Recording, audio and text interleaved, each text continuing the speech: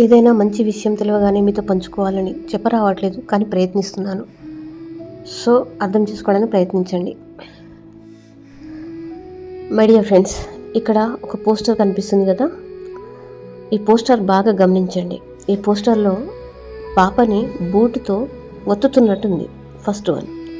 Second one, అదే బూట్తో ఆ పాప తనను తానే ఒత్తుకున్నట్టు ఉంది. గమనించండి మై డియర్ ఫ్రెండ్స్.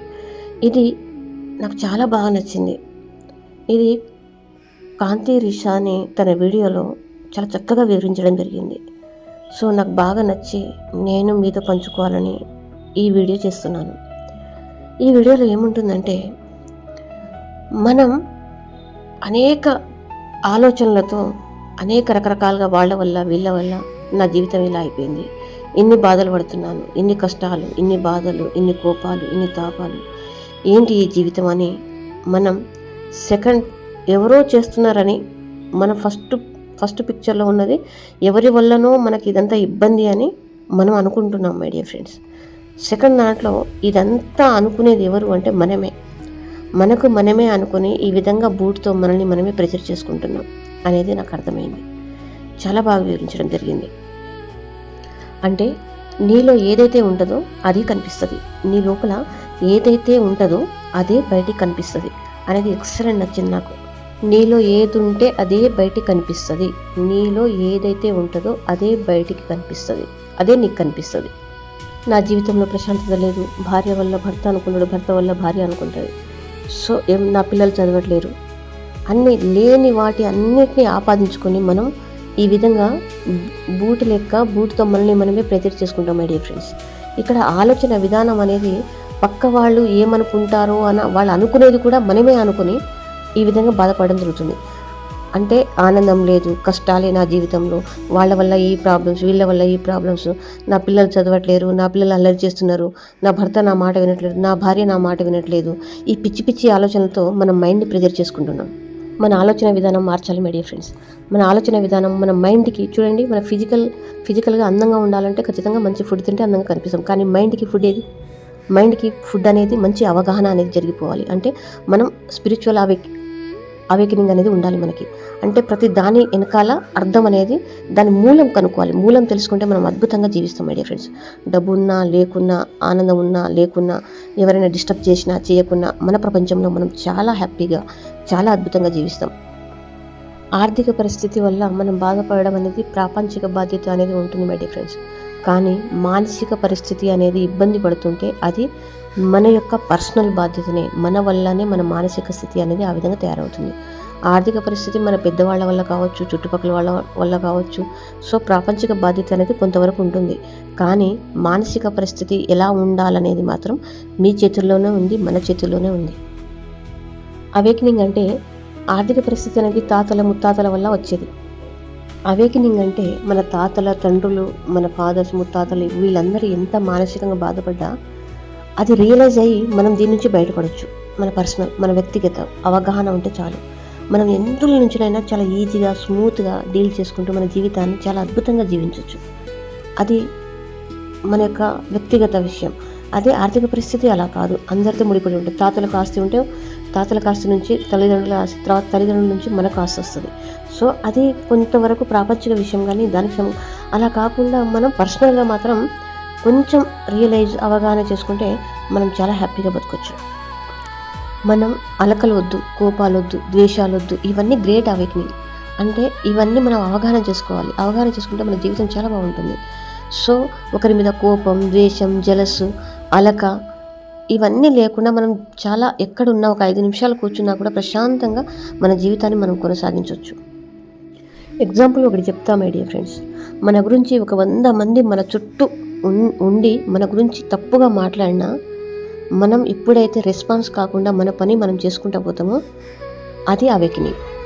అది కరెక్ట్ జీవితాన్ని మనం అర్థం చేసుకోవడం. అందుకనే గొప్ప గొప్ప ఋషులు, మేధావులు దేనికి చెల్లించరు, వాళ్ళు దేనికి రెస్పాన్స్ కారు. వాళ్ళేంటో వాళ్ళకి తెలుసు. 100 మంది వాళ్ళు మాట్లాడేది మన చెవిలో వినిపించినా, మన గురించి బ్యాడ్గా మాట్లాడినా, మన ఎదురుగా వచ్చి మాట్లాడినా కూడా మనం ఎలాంటి రెస్పాన్స్ లేకుండా మన పని మనం చేసుకుంటూ వెళ్ళిపోవడమే నిజమైన అవేకనింగ్. నాకు చాలా బాగా నచ్చింది మై డియర్ ఫ్రెండ్స్, చాలా బాగా నచ్చింది. అంటే లైఫ్ని మనం జీవితాన్ని చిన్న చిన్న ఆలోచనలతో, చిన్న చిన్న బాధలతో ఎంత చంపుకుంటున్నాం, ఎంత ఎంత నరకాన్ని మనమే మన చేతులారా మనమే ఆ నరకాన్ని ఆపాదించుకుంటున్నామో నాకు అర్థమైంది. సో ఇప్పుడు వాళ్ళు అన్నప్పుడు ఎప్పుడు రెస్పాన్స్ కావాలో అప్పుడు అవ్వచ్చు, కానీ వెంటనే కావాల్సిన అవసరం లేదు. ఒకటి. రెండోది ఏంటంటే, ఇప్పుడు వాళ్ళు అన్నారా అంటే అన్నారు, విన్నావా అంటే విన్నాను. కానీ ఏంటిదంటే అలా అన్నప్పుడు అది వాళ్ళ ఒపీనియన్, వాళ్ళ మనసులో ఏది ఉంటే అది వస్తుంది. అది వాళ్ళ ఒపీనియన్, మన ఒపీనియన్ కాదు. మనం ఎలా ఉన్నామో, ఎలా ఉంటామో, మనం ఎలాంటి మనుషులమో, మనకు ఏ విధమైన ఆలోచనలు ఉన్నాయో అది మనకు తప్ప ఎదుటి వాళ్ళకి తెలియదు మై డియర్ ఫ్రెండ్స్. వాళ్ళు చెప్తారు ఏది పడితే అది. వాళ్ళన్నంత మాత్రాన మనం రెస్పాన్స్ అయితే అది అవేకనింగ్ కాదు. వాళ్ళు ఏదైనా అనుకోవచ్చు, ఆ రైట్స్ వాళ్ళకుంది. ఎదుటి వాళ్ళ గురించి ఏదైనా అనుకునే రైట్స్ ఎదుటి వాళ్ళకుంది.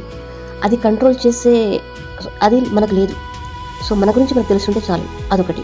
రెండోది ఏంటంటే, ఈ మధ్యలో నిజంగా నెట్ఫ్లిక్స్లో ఒక మూవీ చూశాను మై డియర్ ఫ్రెండ్స్, చాలా బాగా నచ్చింది నాకు. అదేంటంటే 8 బార్ అనే మూవీ, హిందీ మూవీ, చాలా బాగుంది. ఈ మూవీ కూడా క్రాంతి రిషా గారు చూశాను అంటేనే ఎలా ఉంటుందో చూద్దామని చూశాను మై డియర్ ఫ్రెండ్స్. అది చాలా బాగుంది. అందులో ఏముంటుందంటే, ఒకతను ఒక అమ్మాయిని ఇష్టపడతాడు, పెళ్లి చేసుకుంటాడు. పెళ్లి చేసుకున్న తర్వాత ఆ ఇంట్లో అతను సెకండ్ వైఫ్ కొడుకు. సో ఆ సెకండ్ వైఫ్ కొడుకు అన్నంత మాత్రాన అందరూ తన మీదనే డిపెండ్ అవుతూ ఉంటారు.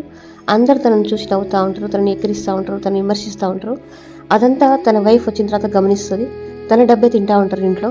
తను సంపాదించి పెడితే వాళ్ళు తినుకుంటూ తననే విమర్శిస్తూ ఉంటారు, తనని చూసి నవ్వుతూ ఉంటారు, తనని చూసి బ్లేమ్ చేస్తూ ఉంటారు. తర్వాత ముసి నవ్వుతూ ఉంటారు.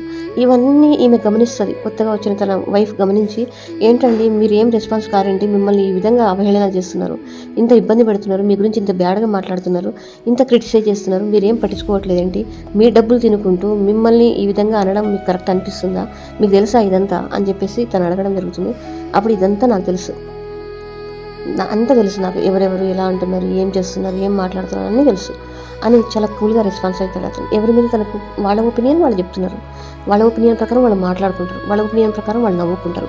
సో అంత మాత్రం నా గురించి నాకు తెలియదా, నేనేంటో నాకు తెలియదా, సో నా గురించి నాకు తెలుసు కాబట్టి నేను పట్టించుకోను అని చెప్పడం జరుగుతుంది my dear friends. Excellent movie. ఆ హీరో అంటాడు, అది వాళ్ళ స్వభావం, వాళ్ళకు వచ్చినట్టు చెప్పుకుంటారు. సో నాకు 10 మందికి సాయం చేయడం ఇష్టం, నాకు కామ్గా ఉండడం ఇష్టం, నాకు ఎవరిని విమర్శించకపోవడం ఇష్టం, నాకు నా లైఫ్ ఏంటో నాకు చూసుకోవడం ఇష్టం, నా జర్నీ నేను చేస్తున్నాను, నా యాత్ర నేను చేస్తున్నాను, నా ట్రావెల్ నేను చేస్తున్నాను, నా ట్రావెల్ గొప్పగా ఉందా, హెల్తీగా ఉండడం, నా ట్రావెల్ అనేది 10 మందికి సాయం చేయడం, నాకు నేను చాలా అద్భుతంగా జీవించడం, ఆరోగ్యంగా జీవించడం, ఇది నాకు కావాలి. సో ఇవన్నీ తెలుసు నాకు, దానికి రెస్పాన్స్ అవ్వడం నాకు మన చుట్టూ ఉన్న కొంతమందిలో మనం గొప్పగా ఉండడం నేర్చుకోవాలి మై ఫ్రెండ్స్. మనం అందరికన్నా గొప్ప కావాలి అనుకోవడం కన్నా ఎక్కడైతే మనం ఉన్నామో అక్కడ మనం గొప్పగా ఉండడం నేర్చుకోవాలి. మీరు గమనించండి, నిద్రలో పేదవాడు, ధనకుడు, అడుపు తినేటోడు, ప్రతి ఒక్కరు, దొంగ, పోలీసు, ఎవరైనా నిద్రపోయేటప్పుడు అందరూ సమానంగా, అంటే చాలా ఫ్రీగా నిద్రపోతారు మై ఫ్రెండ్స్. అంటే రాజు, కింగ్ అనేవాడు ఇలా నిద్రపోవాలి, మామూలు దొంగ ఇలా నిద్రపోవాలి, పేదవాడు ఇలా నిద్రపోవాలి అనేది ఏం లేదు. అందరం ఎక్కువ తక్కువ కాదు, అందరూ సమానులే. ఎగ్జాంపుల్, డబ్బు లేదని బాధపడడం అనేది అవివేకం. అలా కాకుండా డబ్బు లేకపోయినా నేను సంపాదించుకుంటా అనడం పాజిటివిటీ. అంటే ఏదైతే ఉందో దాన్ని గుర్తించుకుంటూ, ఏదైతే లేదో దాన్ని గుర్తించుకుంటూ మనం తెచ్చుకుంటాను, నేను అనుభవిస్తాను అని నిమ్మలంగా చేసుకోవడం ఒక బ్యూటిఫుల్ లైఫ్ అయిపోతుంది.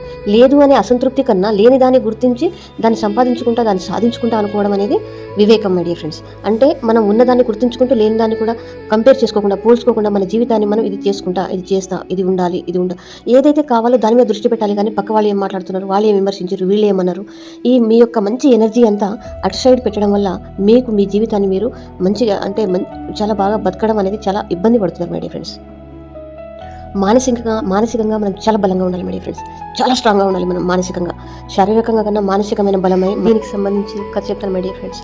ఒక వ్యక్తి మెడిటేషన్ చేస్తాడు, చాలా మౌనంగా కూర్చొని, ప్రశాంతంగా గార్డెన్లో కూర్చొని మెడిటేషన్ చేస్తూ ఉంటారు. అందరూ అతనికి నమస్తే పెడతా ఉంటారు, కానీ తను దేనికి రెస్పాన్స్ కాడు.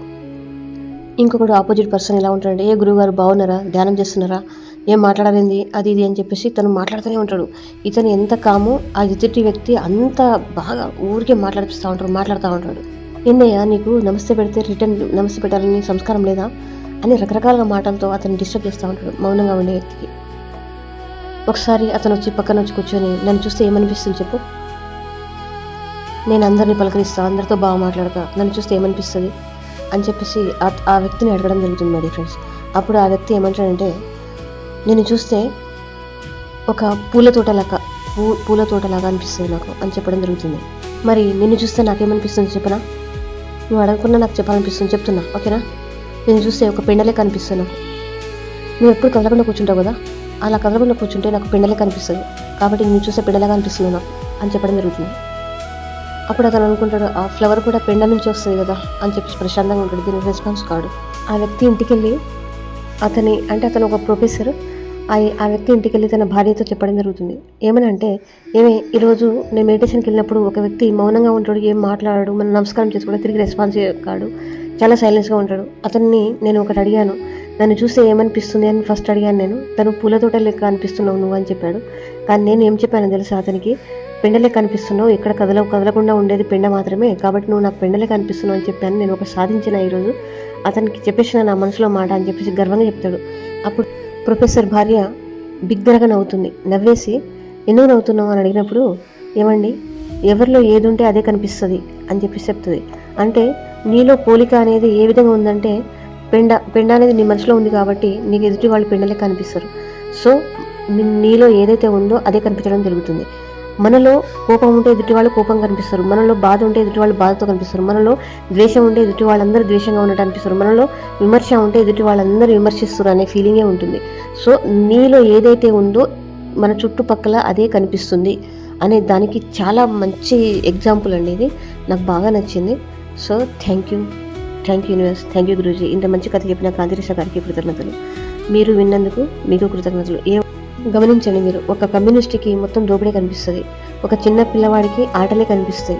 అలా ప్రతి ఒక్కరికి అంటే చూసే విధానం బట్టి ఎవరికైతే ఏదైతే చూస్తారో అదే కనిపిస్తుంది, వాళ్ళలో ఉన్నదే అది బయట కనిపిస్తూ ఉంటుంది. సో ఇది మనం లైఫ్ లాజిక్. కొంతవరకైనా మీరు మూలం ఆలోచించి మంచిగా జీవించాలని మనస్ఫూర్తిగా కోరుకుంటూ థ్యాంక్ యూ యూనివర్స్.